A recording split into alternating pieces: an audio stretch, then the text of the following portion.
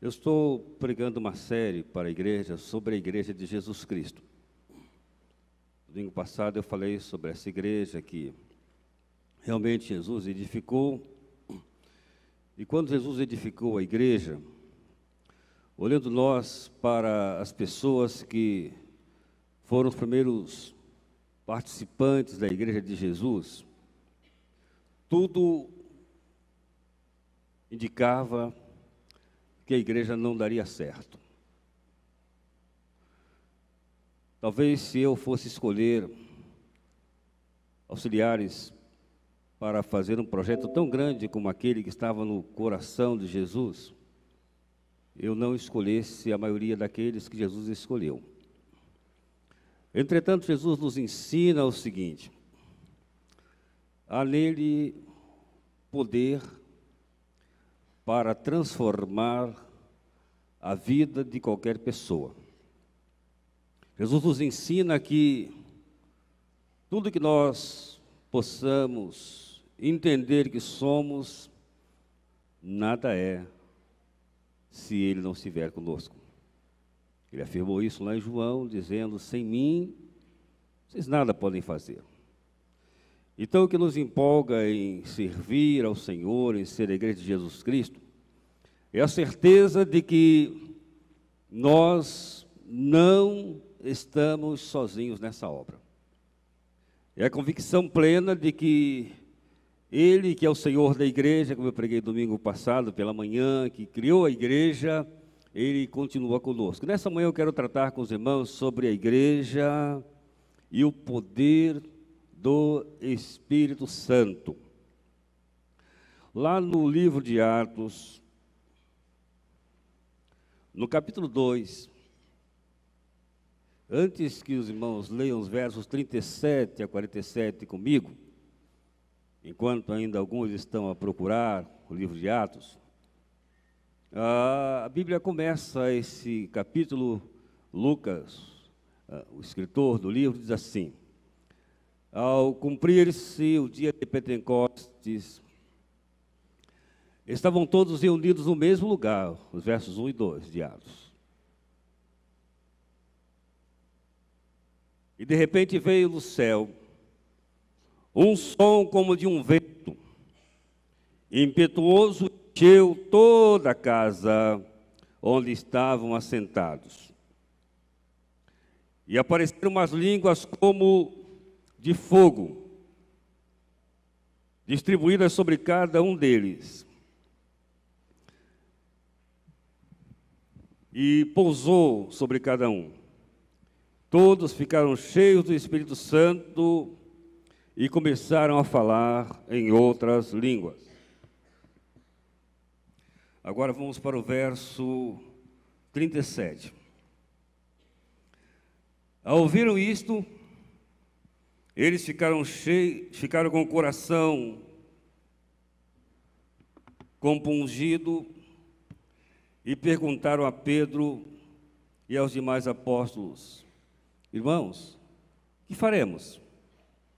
Pedro então lhe respondeu: arrependei-vos e cada um de vós seja batizado em nome de Jesus Cristo para o perdão de vossos pecados, e recebereis o dom do Espírito Santo, porque a promessa é para vós, para vossos filhos e para todos os que estão longe e quantos o Senhor nosso Deus chamar.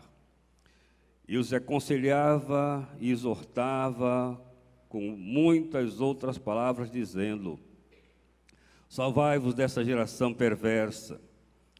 Desse modo, os que acolheram a sua palavra foram batizados, e naquele dia juntaram-se a eles quase 13.000 almas.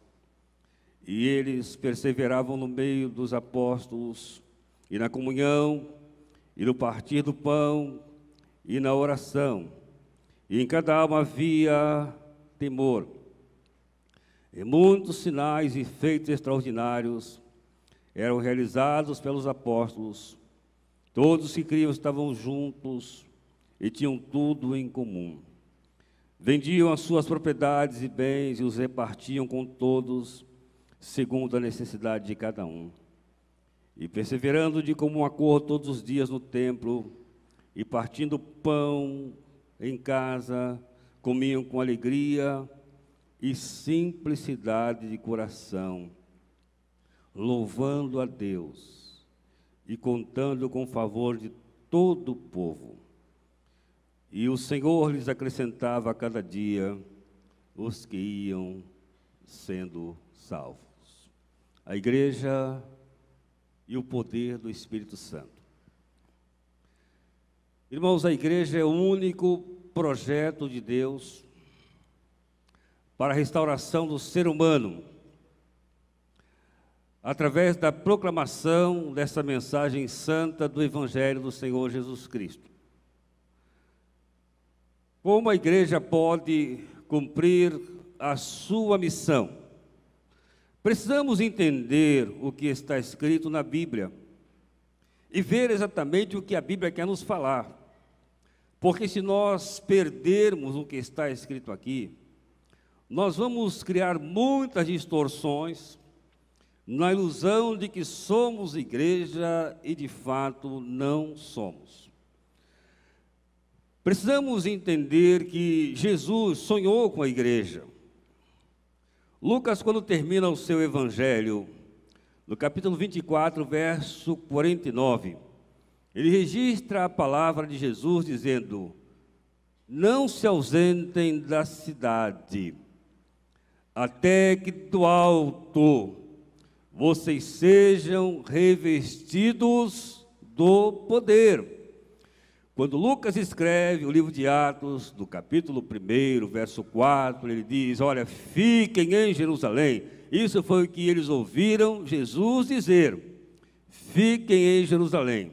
Quando chega no verso 8 do mesmo capítulo 1, eles novamente trazem à memória o que Jesus lhes havia dito, dizendo o seguinte: mas recebereis poder ao vir sobre vós o Espírito Santo, e vocês vão ser minhas testemunhas, tanto em Jerusalém, como em toda a Judéia, e em Samaria, e até aos confins da terra. Quando essas palavras são ditas, nós percebemos uma igreja, de certa forma, amedrontada. Por que amedrontada? Porque o Senhor, que com eles caminhou durante quase 3 anos, o Jesus que lhes ensinou e lhes trouxe as realidades do novo reino que se estava instaurando, havia morrido. Ele havia voltado ao céu. E a única coisa que consolava aqueles homens e mulheres era a palavra que o anjo disse quando Jesus sobe ao céu. Lá no capítulo 1, verso 11 de Atos, o anjo diz o seguinte: olha, não fiquem assustados, porque assim como ele subiu para o céu, ele irá voltar. Mas eles ainda estavam impactados com o que Jesus lhes havia dito: fiquem em Jerusalém. Em Jerusalém estava preparada uma festa. As pessoas corriam para Jerusalém, porque iria acontecer uma das maiores festas judaicas, que é a festa do Pentecostes. Pentecostes era uma festa onde as pessoas agradeciam a Deus, porque Deus lhes havia visitado durante um ano, e agora eles tinham várias colheitas e traziam as colheitas até Jerusalém. Em Jerusalém, não somente judeus de várias partes, mas povos de muitas nações se reuniam. Nessa ocasião, a Bíblia registra cerca de 15 ou 16 povos diferentes. Diz a Bíblia que, ao cumprir-se o dia de Pentecostes, estavam todos reunidos no mesmo lugar. É bom que você leia a Bíblia com essa visão. Toda a cidade estava agitada. Todo o povo estava festejando. Todos estavam vibrando. Para que você tenha uma noção do que isso significa, É como se fosse alguns momentos em nossa pátria, quando todo mundo fala de uma coisa só. Por exemplo, quando chega a Copa do Mundo, nunca o Brasil é tão Brasil como naquela ocasião, né? Em todos os lugares, todo mundo só fala de Brasil. Na televisão só aparece verde e amarelo. As pessoas vestem camisa do Brasil, cores do Brasil. Era o que estava acontecendo em Jerusalém. Todo mundo estava ali. Mas onde estava a igreja? A igreja estava reunida num lugar chamado cenáculo. E por que eles estavam ali? Eles não tinham muito motivo para festejar. Mas cumpriu-se o que Jesus havia dito. Chegando o dia de Pentecostes, eles não sabiam o que seria naquele dia. Eles estavam reunidos no mesmo lugar, diz a Bíblia. E de repente veio um vento, ou um som, como de um vento. E a Bíblia diz que esse som veio do céu. A percepção de Lucas é de que, reunidos ali, com as portas fechadas, entra algo semelhante a um vento do céu e enche toda a casa. E o que acontece ali? Diz a Bíblia que era tão impetuoso, não era um sopro, mas era um vento impetuoso e que encheu toda a casa. Eles estavam na cidade de Jerusalém. E em Jerusalém é um lugar que chove pouco, lá é chamado lugar dos ventos. Então esse vento que veio, ele entrou sobre toda a casa, encheu toda a casa. E ali estava começando a capacitação que Jesus havia prometido da presença do Espírito Santo para que a igreja fizesse a sua obra. E diz que foram vistas por eles línguas como se fosse de fogo que repartidas pousaram sobre cada um deles. Interessante, irmãos. Não eram línguas de fogo, era como se fosse de fogo. Foi o que Lucas pôde perceber. Ele diz, como se fosse de fogo, pousou sobre cada um deles. E até, a gente não vai tratar disso hoje, até para que os irmãos entendam, quando diz a expressão aqui, língua, é da palavra grega glossa, que significa idioma inteligível. Não é isso que muita gente diz, isso foram línguas estranhas que ninguém conhece. Não, línguas, você pode abrir lá e procurar no seu dicionário, no seu Google, já que você talvez não tenha fluência ou não tenha vivência com a língua grega. A língua de fogo significa glossa, idioma inteligível, e pousou sobre cada um deles, e todos, diz a Bíblia, todos, sem exceção, foram cheios do Espírito Santo e começaram a falar noutras línguas, conforme o Espírito lhes concedia que falasse. Então, a igreja e o poder do Espírito Santo começa no dia de Pentecostes.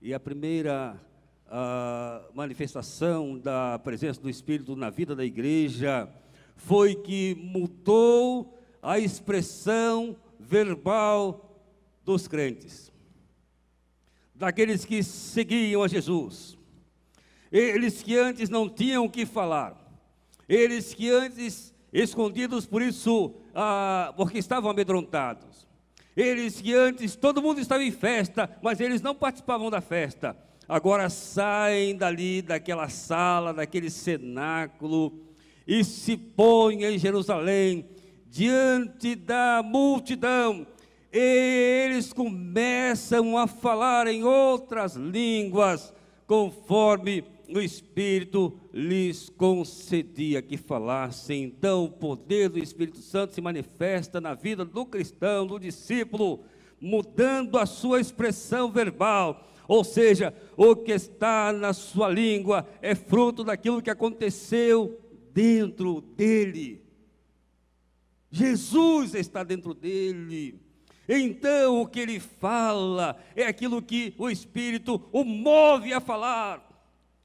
Nós vivemos um tempo, irmãos, em que perigosamente muitas pessoas estão dizendo: Deus me falou, e Deus não falou coisa nenhuma.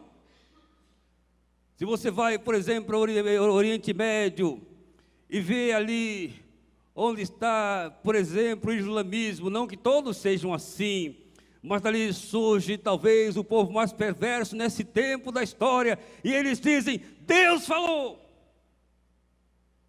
E porque Deus falou, eles colocam pessoas enfileiradas e arrancam seus pescoços, porque Deus falou.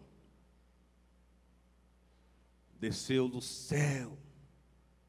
E o que foi que Deus falou? O que foi que aqueles que ouviram entenderam do que Deus havia falado? No verso 11 do capítulo 2, aqueles que estavam reunidos disseram assim: como é que nós podemos ouvir esses homens que nunca estudaram, que não são preparados, falar na língua em que nós nascemos? Você pode ver na sua Bíblia. Falar o quê? Falar das grandezas de Deus. Quando o poder do Espírito Santo está em nós, nós falamos das grandezas de Deus. Sabe por quê, irmãos? A igreja cheia do poder do Espírito Santo tem a resposta para o vazio da alma. Todos os homens, sem exceção, em todos os tempos e épocas, trazem na alma um tremendo vazio. Fomos criados por Deus. Deus fez cada um de nós, é o que afirma a Bíblia. Entretanto, Deus quis comunicar-se com cada um de nós. E como é que Deus iria comunicar-se com o ser humano, se Deus não colocasse parte dele mesmo, da sua natureza dentro do homem? O salmista afirma: a minha alma tem sede de Deus. E depois que ele é satisfeito da presença de Deus, no Salmo 103, o salmista diz: bendize, ó minha alma, ao Senhor, e não te esqueças de nenhum dos teus benefícios. Em outra ocasião, ele, voltando para si mesmo, diz: por que estás abatida, ó minha alma? Irmãos, nós conversamos sempre com pessoas, mas uma coisa é difícil a gente conversar com a gente. Nós temos uma alma. A Bíblia diz que no dia de Pentecostes estavam muitas pessoas com a alma vazia. E eles começaram a ouvir falar das grandezas de Deus. Entendo eu, irmãos, que a igreja, quando está no poder do Espírito Santo, ela consegue falar da grandeza de Deus a almas que vazias estão, almas que iludidas estão, almas que estão sem a percepção do que é a graça de Deus, almas que estão aprisionadas pelo pecado e não sabem como vencê-lo, almas muitas vezes religiosas como eram os judeus, mas distantes da presença de Deus. Mas quando o poder do Espírito Santo se manifesta na vida da igreja, na vida do cristão, a primeira evidência disso é que é modificada a sua expressão verbal. Ele há de falar, como diz Pedro apóstolo, a boca fala daquilo que o coração está cheio. E se o coração está cheio de Jesus, a boca fala de Jesus. A igreja, com o poder do Espírito Santo, tem resposta para o vazio da alma. Uma das marcas desse século é o grande vazio da alma. Quantas pessoas estão vivendo com vazio na alma? E tentam preencher esse vazio a qualquer custo, sem saber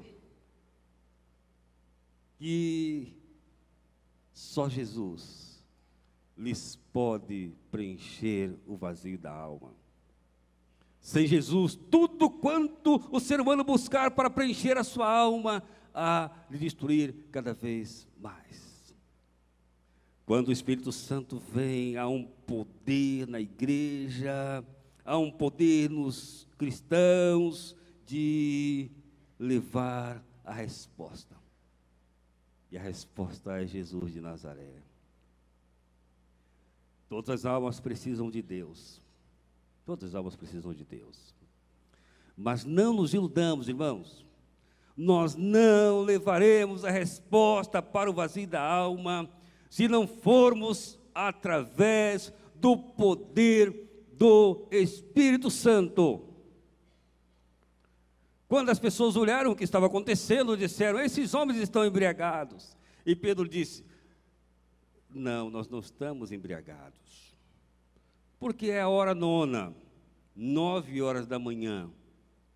E para quem não conhece a cultura judaica, para o judeu, era algo vergonhoso, era algo deprimente, tomar alguma bebida alcoólica antes da 4ª hora do dia, ou seja, às 10 horas, né?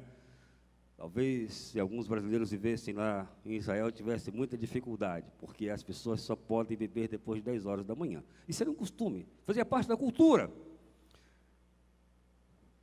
Por isso Pedro diz: vejam, nós estamos na 3ª hora, 9 horas da manhã, então ninguém se embriagou. Isso é a obra do Espírito Santo na vida da igreja.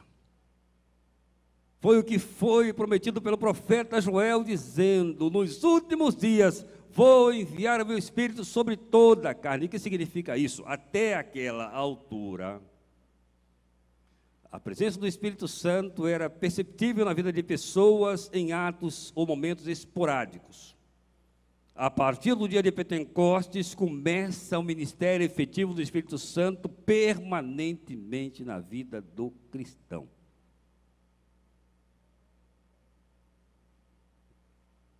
E a presença do Espírito Santo, a igreja no poder do Espírito Santo, além de ter mudado a sua expressão verbal para glorificar a Deus, ela adquire uma visão do céu. Lucas disse: olha, isso foi o que foi dito através do profeta Joel, que o Senhor enviaria o seu Espírito sobre toda a carne. E o texto diz: e os vossos velhos sonharão, e os jovens terão visão. Eu fiquei preocupado com essa inversão do texto, porque geralmente quem sonha é jovem, e quem tem visão é velho, que já viveu muito, está vendo tudo lá na frente, já passou por aquilo. Mas a Bíblia diz que a presença do Espírito Santo faz com que os jovens tenham a visão. De que visão é essa que o Espírito está falando? Ou seja, quem está cheio do Espírito, com o poder do Espírito, embora jovem, no mundo, numa geração corrompida e perversa, tem a visão que melhor é estar na presença do Senhor. Não importa o que o mundo diga, não importa o que as influências tentem mudar o nosso rumo, quando o Espírito está pulsando, a visão é de que vale a pena. estar com o Senhor. A igreja, com o poder do Espírito Santo, é fiel na entrega da mensagem. E então Pedro toma a palavra e ele faz um discurso que durou 3 minutos. Eu computei no meu relógio, 3 minutos. Não mais do que isso, porque aqui escrito fica menor, mas tentei falar, como Pedro falou, em várias versões, e não dura mais do que 3 minutos. E nesta mensagem, Pedro é claro ao dizer o seguinte: esse Jesus que vocês crucificaram, Deus o fez Senhor e Cristo. Ao ouvirem isso, diz a Bíblia, as almas vazias ficaram compungidas no coração e disseram a Pedro e aos demais apóstolos: o que vamos fazer agora? Pedro disse: arrependei-vos, e cada um de vós seja batizado em nome de Jesus para perdão dos vossos pecados, e recebereis o dom do Espírito Santo. Aqui também muita gente faz confusão. Aqueles homens tinham todos eles sido batizados já, com o batismo de João. Mas esse batismo ao qual Pedro se refere é o batismo do Espírito Santo, que aconteceu em 2 momentos distintos na vida dos apóstolos. Por quê? Porque naquele momento é que o Espírito Santo desce. Antes não. Ali no dia de Pentecostes é que o Espírito Santo desce e faz a sua obra a partir dali na igreja. Então eles foram batizados nas águas no batismo de João, mas agora eles precisavam receber esse batismo do Espírito Santo, o qual Lucas diz: recebereis o dom, que não são dons espirituais. O dom é a própria presença de Jesus na vida. O dom é a própria certeza e segurança de salvação para o crente. Recebereis o dom do Espírito Santo. Deus, irmãos, ama a todos. E é interessante que essa promessa que Deus faz, essa promessa diz a Bíblia, pois a promessa é para vós, para vossos filhos, para todos quantos estão longe e para quem o Senhor chamar. Nós temos aqui muitos crentes novos, e alguns já com mais tempo de vida cristã. E é possível que você vá ouvir, ou já ouviu, alguém lhe dizer o seguinte: você é crente? Sou. De onde? Da Igreja Batista. Qual Igreja Batista? Renovada ou tradicional? Tradicional, se bem que a Igreja Batista não é tradicional, existe a Igreja Batista, tá? Alguém vai dizer para você: você já recebeu o batismo do Espírito Santo? E aí você começa a ficar em dúvida: será que recebi ou não recebi? Até porque os que fazem essa pergunta normalmente partem do princípio do seguinte: para você receber o batismo do Espírito Santo, você tem que falar em línguas. Só que para mim o que importa é o que diz a Bíblia. Não é a interpretação dos batistas, é o que diz a Bíblia. No dia de Pentecostes mudou a expressão verbal para falar das grandezas de Deus. E a pessoa se diz assim: olha, se você não falar em línguas, você não foi batizado pelo Espírito Santo. Bem, a língua que está escrita aqui é glossa, idioma inteligível. Quando Deus se revela ao povo através de Moisés e dá os 10 mandamentos, ele diz assim: ouve, ó Israel, Senhor nosso Deus é o único Senhor, amarás o Senhor teu Deus, pois de todo o teu coração, de toda a tua alma, de toda a tua força e de todo o teu entendimento. Jesus é aquele que batiza no Espírito Santo os crentes. Paulo diz que se alguém não tem o Espírito Santo de Cristo, esse tal não é dele. Não há nenhum lugar na Bíblia, irmão, e eu desafio você a ler a Bíblia e vir me provar, onde se diz que para ser batizado do Espírito Santo tenha que falar em línguas. Pelo contrário. O batismo do Espírito Santo acontece, segundo eu creio e segundo a Bíblia afirma, no ato da nossa conversão. Antes de vir para a Igreja da Glória, Deus me deu o privilégio de ser pastor na Igreja Batista da Penha durante quase 16 anos. Nos arredores da Igreja da Penha existe a Associação dos Surdos Mudos do Rio de Janeiro. É muita gente. E uma jovem de nossa igreja entendeu de Deus que ela devia aprender a linguagem de sinais, Libras, para conversar com essas pessoas que não conseguem nos entender facilmente. E ali ela começou esse trabalho e levou o primeiro visitante com essa necessidade especial à igreja, e aquele rapaz, que na época trabalhava num banco, lá do Rio de Janeiro, ele se converteu, o nome dele, Deraldo, se converteu. E foi uma coisa maravilhosa, ele se converteu, veio para a classe de novos crentes, eu não sabia falar nada, né, linguagem de sinais, então essa irmã foi, esteve ali na classe, ele foi, preparou, se batizou, e ele começou a trazer outros. E aí tivemos que ter no culto um momento, enquanto eu pregava, alguém interpretava o que eu estava falando. E aquilo cresceu, porque a adolescente se uniu, aprende essa coisa rápida. E começou a crescer o número de pessoas. Começaram a se converter. E começaram a ser batizados na Igreja da Penha. E ali na igreja muitos se converteram. Homens e mulheres.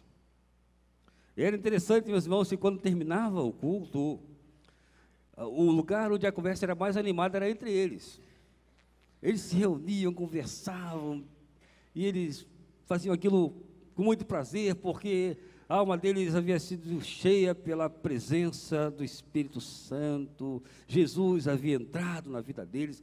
Agora, vamos pensar em Deus. Vamos pensar no que diz a Bíblia. Eu vou derramar meu Espírito sobre toda a carne. Aqueles que se decidiram na Igreja da Penha, eles formaram um coral. Você pode pensar, como é que pode coral de mudo? Né? Era o chamado coral do silêncio. Eles cantavam à noite. Todas as luzes eram apagadas, eles colocavam luvas brancas, e através dos gestos eles cantavam o que eles queriam falar. Agora eu posso pensar em Deus, que disse que ia derramar o Espírito sobre toda a carne. Como é que eu posso dizer que aquelas pessoas não foram batizadas pelo Espírito Santo? Já que elas não falam, nunca vão falar em línguas. Eu seria injusto, mas Deus não é injusto. O que Deus falou na Bíblia é o seguinte: eu vou derramar o meu Espírito sobre toda a carne. Ou seja, se você foi convertido, você tem o Espírito Santo de Deus. O que muitos dizem, embora com sinceridade, de que você, se não fala a língua, você não tem o Espírito Santo de Deus, embora sinceros, são simplesmente pessoas imaturas e vaidosas, julgando-se ser melhor do que os outros. Porque quando o Espírito entra na igreja, uma das suas marcas é que ninguém é melhor do que ninguém. Ninguém é mais do que ninguém.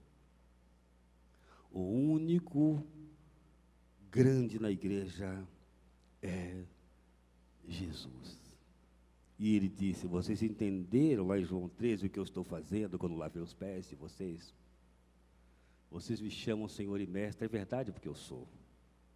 E eu, como Senhor e Mestre, fiz isso. Dei a vocês o exemplo, para que façam como eu fiz. Se vocês entenderem isso, serão bem-aventurados.